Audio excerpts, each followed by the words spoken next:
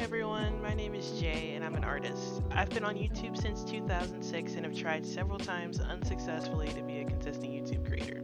But you only really fail if you stop trying, so here's to the umpteenth attempt for 2023.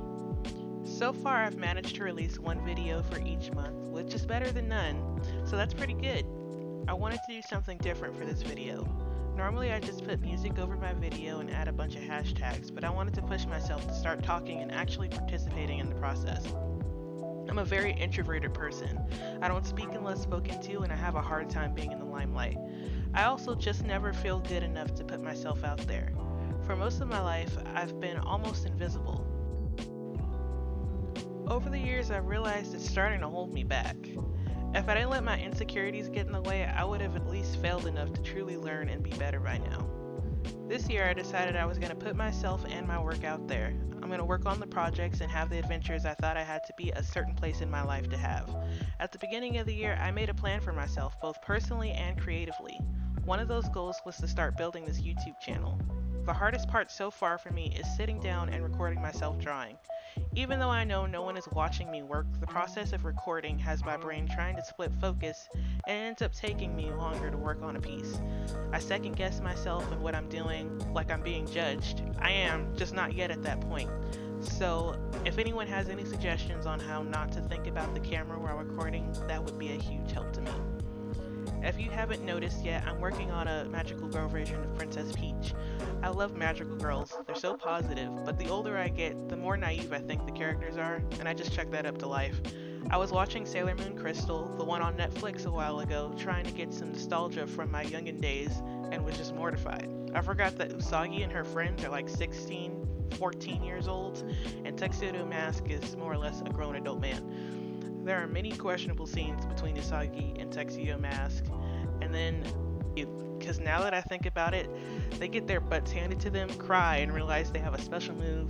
They use that move, and it either saves the day or it leads to continued butt kicking until Tuxedo Mask comes to the rescue, stops saving the day, and tells Usagi to use her special move.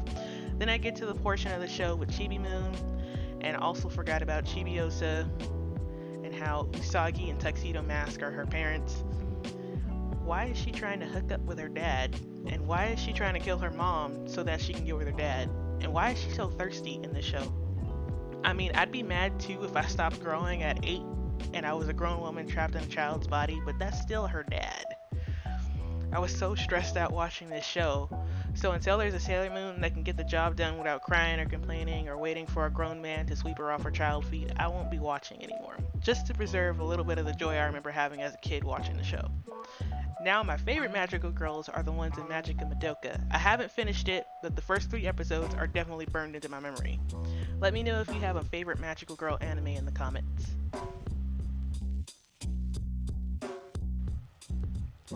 Okay, now that I'm done with my Sailor Moon rant, I'm using Clip Studio Paint if anyone was curious, and I love it.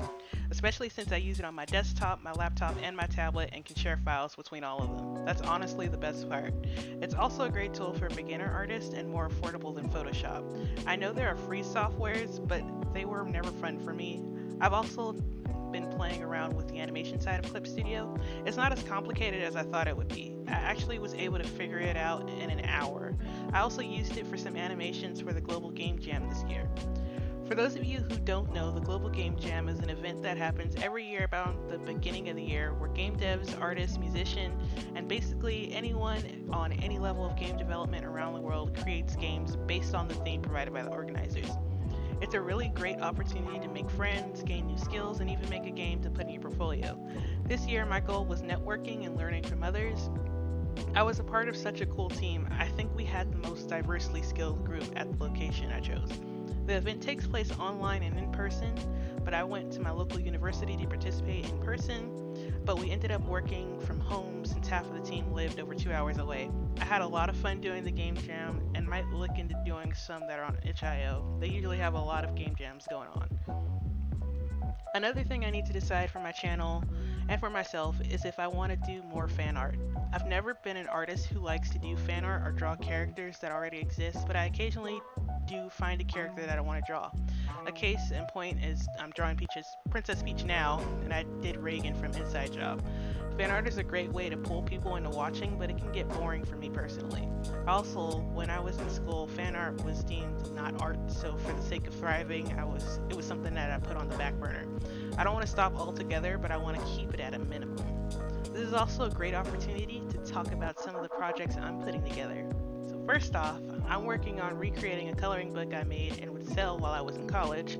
I'm redoing all the original designs, and I'm adding some new ones that I didn't make in the final print. I had fun making the first coloring book, but because I was a broke college student, they were very, very cheap. But this time I'm going to make a digital version and then only make physical versions on demand. That way I save space and paper. I also want to include something more than just the coloring designs. I've been looking over a bunch of coloring books, and some have puzzles or quotes. I've even found some that have full colored versions of the designs next to the ones you color. I'm thinking of adding poems, quotes, or short stories, but I'm not quite sure yet. If you have any suggestions, let me know. What would be a cool thing to put in a coloring book other than just the coloring pages? Other than that, I'm also working on making games. I actually have a game studio called Ignited Studios. I'm currently a solo developer, and this year my goal was to make one game every month for 12 months. I think I'm 2 months behind on that though, since I got stuck working on a match 3 game and I couldn't get some of the code I had working. I might just put this game on hold and move on to something else because I'm just at this point frustrated trying to figure it out. Maybe I'll come back to it later. I have an alternative YouTube channel for my studio, but I haven't posted anything there yet. It's coming. I want to do a mini devlog for one of my monthly games and eventually start sharing my bigger projects, but I will save that for a video on that channel and be sure to post about it when I release it. On top of my personal projects, I've been working at a theme park. I just finished up at the end of April. I was a sketchable artist and I got to teach guests how to draw the Peanuts characters. I had so much fun and it really forced me to come out of my shell. I had to audition for this role and everything. I did not expect to get the petition because, I'm insecure, but everyone kept reassuring me that this was a good role for me. I was really nervous at first on the first week, but as the event went on, I got better at engaging with the audience and teaching the class, and even reassured myself in my own confidence in my skills. I also have a large stack of drawings from all the classes I taught just sitting on my kitchen table. I thought about cutting them up and making a poster to hang on my wall, maybe a fun project for when I get bored. With all that, I'm done talking. Thanks everyone for supporting, and if you're new here, welcome. How did you like me talking? And have a lovely day.